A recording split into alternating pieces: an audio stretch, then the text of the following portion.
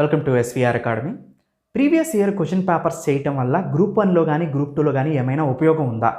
ఇది ప్రజెంట్ ఉన్న కాంటెక్స్ట్లో చాలా ఇంపార్టెంట్ అండి. ఎందుకంటే ప్రీవియస్ ఇయర్ క్వశ్చన్ పేపర్స్ అనేవి ఎంతవరకు ఉపయోగపడతాయి? జస్ట్ ఒక వ్యూ వరకు మాత్రమే ఉపయోగపడతాయండి.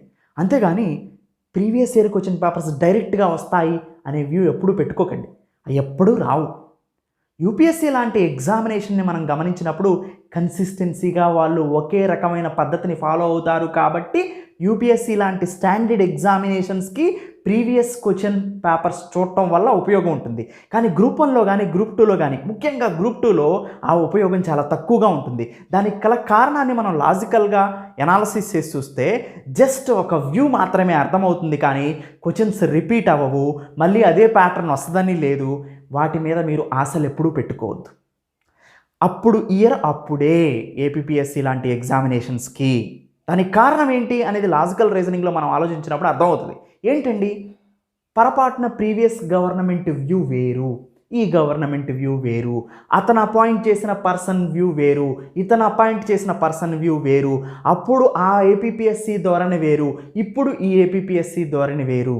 ఆ చైర్మన్ యొక్క వ్యూని బట్టి, ఆ బోర్డు మెంబర్స్ యొక్క వ్యూని బట్టి, దాంట్లో వర్క్ చేసే వాళ్ళు పేపర్ సెట్ చేసే వాళ్ళ వ్యూని బట్టి ఆ ప్రాసెస్ అంతా మారిపోతూ ఉంటుంది. యూపీఎస్సీకి అలా కాదు, కాన్స్టిట్యూషనల్ బాడీ. సో దానికి ఒక ఫ్రేమ్ వర్క్ ఉంటుంది, ఎలానే టెస్ట్ చేయాలని ఉంటుంది, అలా టెస్ట్ చేస్తూ వెళ్తూ ఉంటారు. కానీ దీనికి ఒక ప్రాపర్ వే ఉండదు. అందుకనే కొత్త వచ్చిన వాళ్ళప్పుడల్లా కొత్త ఇంప్లిమెంటేషన్లు జరుగుతూ ఉంటాయి. అందుకని ఒక పేపర్ సెట్టర్ పోయినసారి తయారు చేసిన యొక్క వ్యూ వేరే విధంగా ఉంటుంది. ఎక్కడో తీసుకొచ్చి అడుగుతాడు, ఎక్కడో ఓల్డ్ తీసుకొచ్చి అడుగుతాడు. ప్రజెంట్ కాంటెక్స్ట్ని ఫాలో అవ్వడు. మిమ్మల్ని కష్టపెట్టాలి అనే ఉద్దేశంతో ఆలోచిస్తాడే కానీ సబ్జెక్ట్ ఎనాలిటిక్, ఈయన అడ్మినిస్ట్రేటర్గా తయారు చేయాలి అంటే ఇతనికి ఏ క్వశ్చన్స్ అడగాలని చూడడం, మిమ్మల్ని హార్డ్గా ఫీల్ అయ్యేలాగా ఆలోచిస్తాడు. అదే ఒక మెచ్యూర్డ్ పర్సన్కి, నార్మల్ పర్సన్కి తేడా. యూపీఎస్సీలో చూడండి, ఇప్పుడు మిమ్మల్ని హార్డ్గా స్ట్రగుల్ చేయాలని చూడడం, మీ అడ్మినిస్ట్రేటర్ దగ్గర నుంచి ఏమి లాగాలో అనేది వస్తాడు. అందుకనే ప్రీవియస్ ఇయర్ క్వశ్చన్ పేపర్ ఒక వ్యూ వరకే ఉపయోగపడతాయి గ్రూప్ 2లో. అంతేగాని ఎప్పటికప్పుడు మారిపోతూ ఉంటాయండి. అవి ఎప్పుడు మీకు ఉపయోగపడవు. జస్ట్ ఒక వ్యూ అంతే. ఓకే, తయారు చేసే వాళ్ళు మారుతూ ఉంటారు, ఎప్పటికప్పుడు కొత్తగా పేపర్ ఉంటూ ఉంటుంది. ప్రభుత్వాలు మారుతాయి, వాటి ప్రయారిటీలు మారుతూ ఉంటాయి, పరిస్థితులు మారుతూ ఉంటాయి.